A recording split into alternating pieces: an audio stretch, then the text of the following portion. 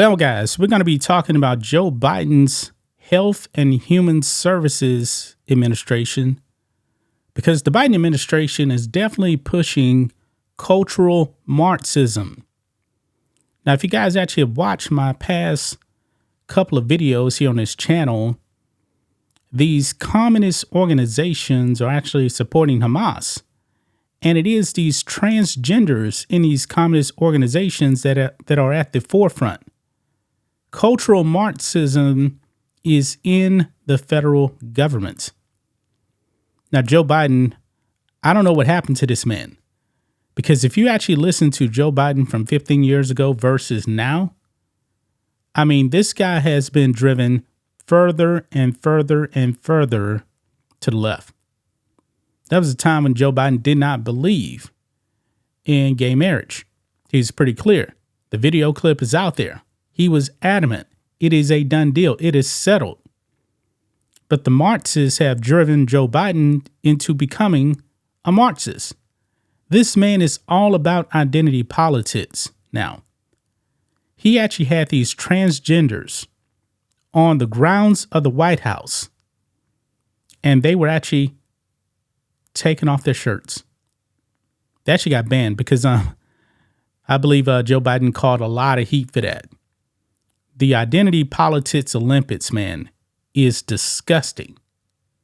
But now, if you actually do work for Joe Biden's HHS, it's about to be put on steroids now, guys, because you now have to recognize the gender identity and preferred pronouns of your colleagues inside of HHS. Wow. This country has fallen so far, man. So far. I wish I can actually say I was making this up, but I'm not making it up. Let's look at this here on the Post Millennial. Biden's HHS imposes trans, non-binary preferred pronoun mandate on all employees. Now, I'm curious, how many of these people are actually working in this department? I'm curious about that. Now, out of all of the jobs I've actually had, I've worked with zero of these people. Zero. But in Biden's administration, there's a bunch of virtues. So remember, they actually had the non-binary guy. What's his name? Sam Brenton, going around and stealing luggage at airports. Yeah. This is crazy. Now, especially, when it comes to this non-binary thing, how do you actually know if your colleague is actually identifying as non-binary?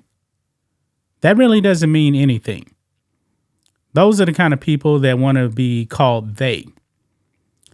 I remember when I first heard about the pronoun they, in the woke sense anyway. I remember when we started hearing about the woke pronoun they. I was like, wait a minute. A single person is identifying themselves as they? That doesn't really make any sense because in the English language, they refers to like more than one person that's not yourself. But in woke times now, it's taking on a different meaning. Let's go ahead and get into this, man. It says here, Joe Biden's Department of Health and Human Services has instituted a policy in which employees are required to acknowledge their coworkers' gender identities and use the preferred pronouns. The Assistant Secretary of HHS is transgender pediatrician Rachel Levine, who was actually born Richard Levine. Came out as trans like, 5-10 years ago, something like that? Yeah. Anyway, who has used the platform of the federal government position to advocate for sex changes for children. Levine said child sex changes, including puberty blocking drugs, cross-sex hormones and surgeries are, quote, medically necessary, safe, and effective. Where have we actually heard those words safe and effective before? Yeah. But you don't have to take my word for it here. Look at this clip right here. This is from June of this year. Now, was this clip actually from this year? Because there's a whole bunch of people in this clip wearing their little Wuhan virus masks right there. Yeah. Listen to this. Gender-affirming care is medically necessary, safe, and effective for transgender and non-binary youth and adults. Those who attack our LGBTQI+ community are driven by an agenda that has nothing to do with science and medicine.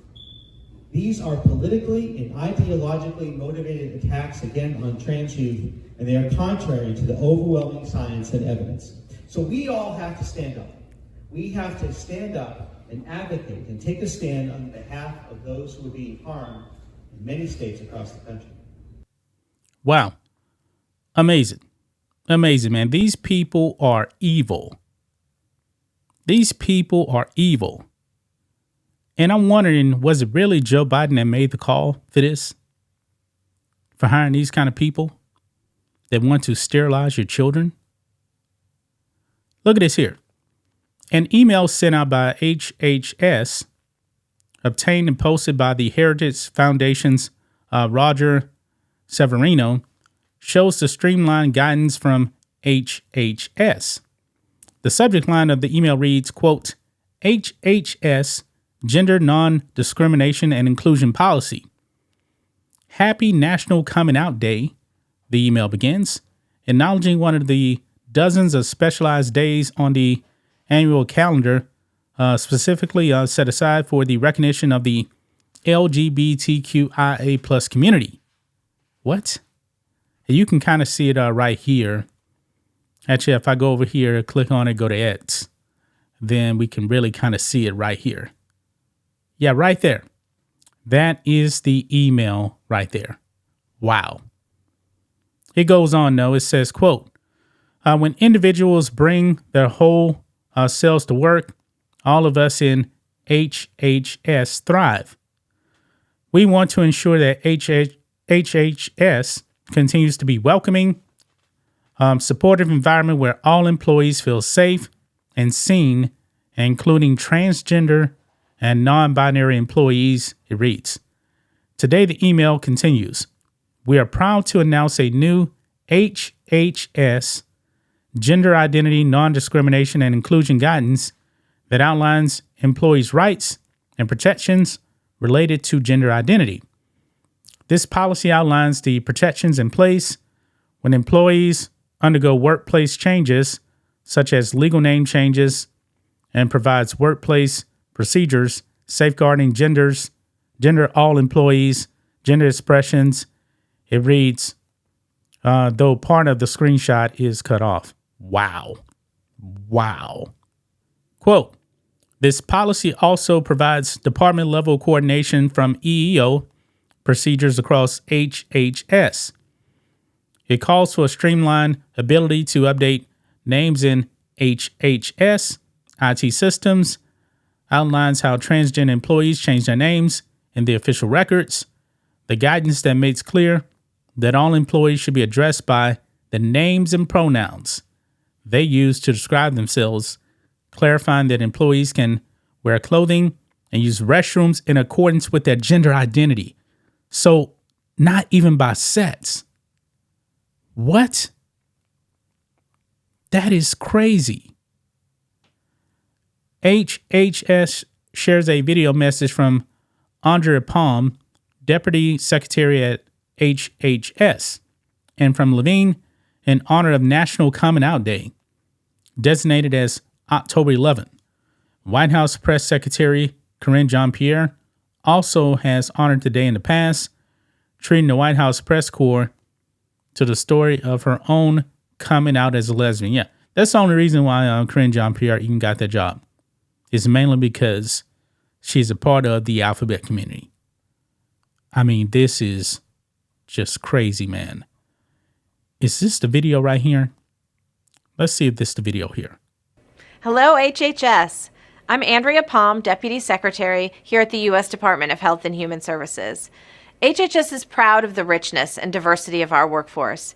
You are a source of unmatched talent and strength for each of our divisions. We want to attract, engage, and retain the best talent, and we recognize that inclusive work environments facilitate a plethora of ideas, perspectives, and viewpoints that lead to creativity and innovation.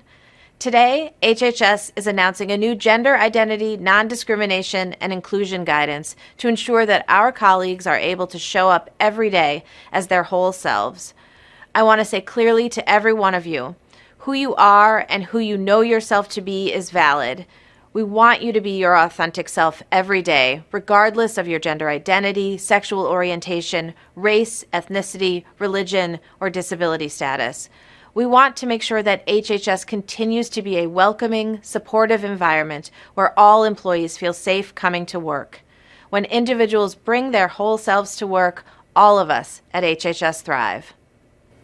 Hello, I'm Cheryl Campbell, the Assistant Secretary for Administration here at HHS.